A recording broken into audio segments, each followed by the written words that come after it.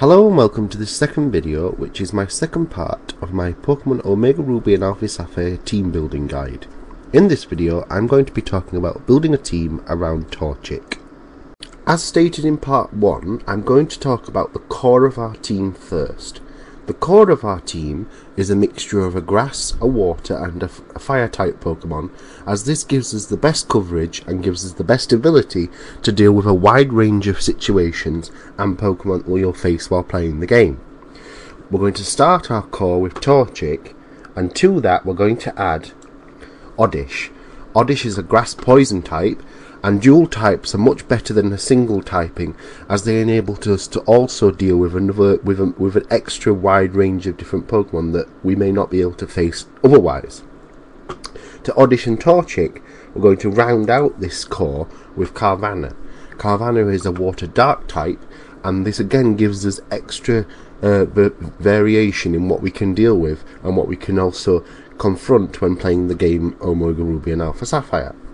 So this gives us our core team, and I'm now going to talk about in the next section what this is going to become once we've finally evolved each of these Pokemon, and also recommend movesets for them, or what I think you should teach them with an in-game usage in mind. So when we've finally evolved all our Pokemon, what are we going to be left with? In this example we are going to have Mega Blaziken, Mega Sharpedo and Vileplume. Each of these Pokemon are all dual types, with Mega Blaziken being Fire Fighting, Mega Sharpedo is Water Dark, and Vileplume is Grass Poison. By having more than one type, this enables us to deal with a wide range of different Pokemon, and also counter any threats that we face, or any of the individual Pokemon face, with another Pokemon, so that you're not caught short or in danger of being losing any battles while you're playing the game. So in terms of what I'm going to recommend you teach each of these Pokemon, for Blaziken I'm going to recommend that you teach it Blaze Kick, which is learnt at level 36, Sky Uppercut, which is learnt at level 57, Brave Bird, which is learnt at level 50, and Earthquake, which is learnt via TM26. The reason I recommend this moveset is because it makes most of Blaziken's typing, which is the Blaze Kick and the Sky Uppercut. Brave Bird enables you to deal with, it gives you another move that you can use to deal with other types of Pokemon that Blaziken couldn't deal with those two moves. And Earthquake deals with other Pokemon that you might not be able to deal with, for example particularly rock types, which Blaziken isn't weak to but does gain quite a lot of damage from, and Earthquake will help you with those kinds of Pokemon. For Vileplume, I'm going to recommend you teach it Sludge Bomb, which is learnt via TM36, Petal Blizzard, which is learnt at level 49, Sunny Day, which is learnt via TM11, and Energy Ball, which is learnt via TM53. The reason I recommend this moveset for Vileplume is, although it is not very wide in what it allows Vileplume to deal with, this move set makes the most of Vileplume's assets in terms of its base stats and what it's able to do with the shallow move pool that it has. However, I think that with Sunny Day and the ability Chlorophyll, which doubles Vileplume's speed when the sun is up, this will enable you to deal with a lot of opponents that you face quite effectively and quite swiftly, as long as you're able to get that Sunny Day up. But in terms of the Sludge Bomb and Petal Blizzard and Energy Ball, they will deal with a lot of different Pokemon that you might fight during the game.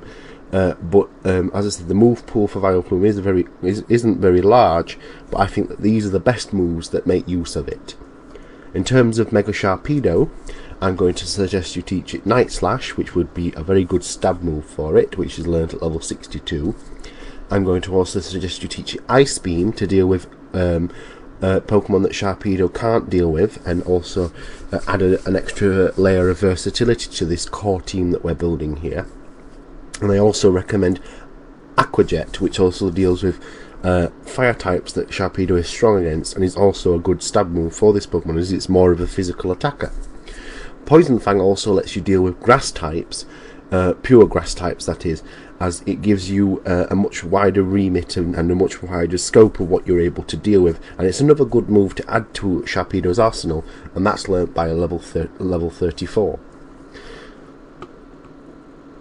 So to round out this team in this section, which is what to add to this team, I'm going to recommend 3 other Pokemon that you should add to this team to make it more effective at dealing with different types of Pokemon and the different situations you'll face when playing the game.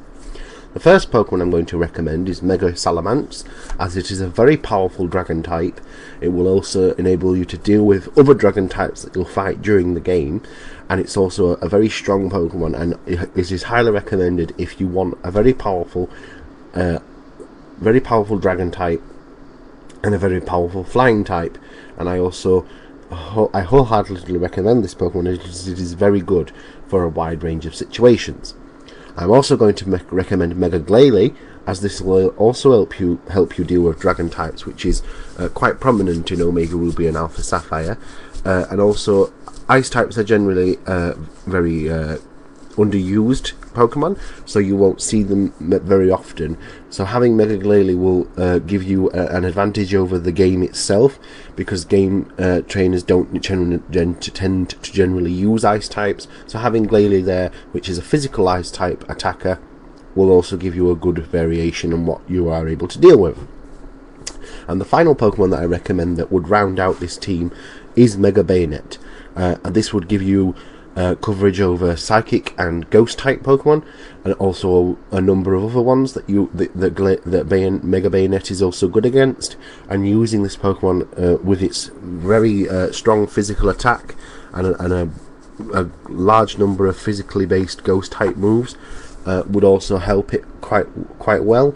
For example, you could use Shadow Claw, which would make this Pokemon very potent.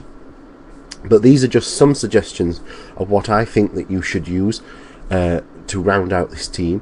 So if you liked this video, please hit that like button. If you want to see more videos like this, please also subscribe to my channel.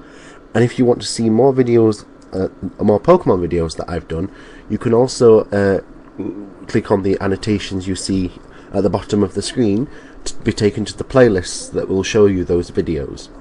If you have any comments or opinions on other Pokemon that you think are good for building a team around Torchic, please leave these in the comments below, and I hope to see you all in a future video. Thank you very much for watching, and goodbye.